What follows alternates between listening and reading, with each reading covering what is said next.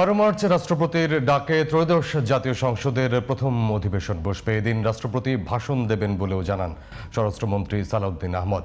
দুপুরে সচিবালয়ে প্রধানমন্ত্রী তারেক রহমানের সঙ্গে সৌজন্য সাক্ষাৎ শেষে কথা জানান তিনি। এদিকে হজরত শাহজালাল আন্তর্জাতিক বিমানবন্দরের থার্ড টার্মিনাল দ্রুত চালুর বিষয়ে প্রধানমন্ত্রীর নির্দেশনা দিয়েছেন বলে জানিয়েছেন বেসামরিক বিমান ও পর্যটন মন্ত্রী আফরোজা খানম রিতা। প্রধানমন্ত্রীর পররাষ্ট্র বিষয়ক উপদেষ্টা হুমায়ুন কবির বলেন, বাংলাদেশের পাশে থাকার আশ্বাস দিয়েছে সৌদি সরকার। মনিরুজ্জামানের রিপোর্ট।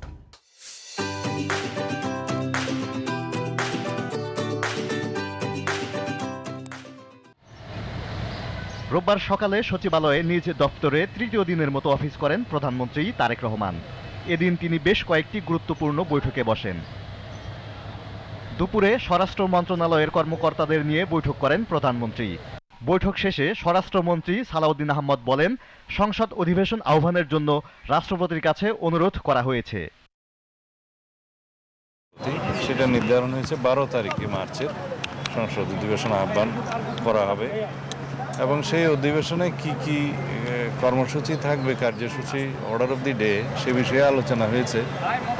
যেমন সেই অধিবেশনে স্পিকার, ডেপুটি স্পিকার নির্বাচিত হবে। প্রথম অধিবেশনে অন্তর্বর্তী সরকারের অধ্যাদেশগুলো উপস্থাপন করা হবে এবং পুলিশে কিছু রদবদল হতে পারে বলেও জানান স্বরাষ্ট্রমন্ত্রী। ইন্টারিম গভর্নমেন্টের আমলে যে সমস্ত অধ্যাদেশ প্রণয়ন করা হয়েছে সেগুলো উপস্থাপন করা হবে, সুপ্রস্তাব হবে প্রথামাফিক এবং রাষ্ট্রপতির ভাষণ হবে।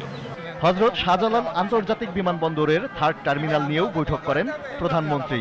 বৈঠক শেষে বেসামরিক বিমান পরিবহন ও পর্যটন মন্ত্রী বলেন, থার্ড টার্মিনাল দ্রুত চালুর বিষয়ে তাগিদ দিয়েছেন প্রধানমন্ত্রী।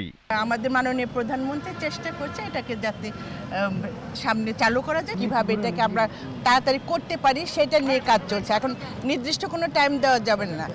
এর আগে প্রধানমন্ত্রীর সঙ্গে সৌজন্য সাক্ষাৎ করেন সৌদির রাষ্ট্রদূত। এ সময় দ্বিপক্ষীয় স্বার্থ সংশ্লিষ্ট বিভিন্ন বিষয়ে আলোচনা হয়েছে। সৌদি অ্যাম্বাসেডর ওনার সাথে সৌজন্য সাক্ষাৎ করছেন, কংগ্রাচুলেট করেছেন। তো সৌদির সাথে আমাদের সম্পর্ক, দ্বিপাক্ষিক সম্পর্ক কিভাবে উন্নতি করা যায়, এগুলো নিয়ে আলাপ আলোচনা হয়েছে। প্রধানমন্ত্রী তার রাজনৈতিক উপদেষ্টা মির্জা আব্বাস ও নজরুল ইসলাম খানের সঙ্গেও বৈঠক করেন। Moniruzzaman, GTV news, Dhaka.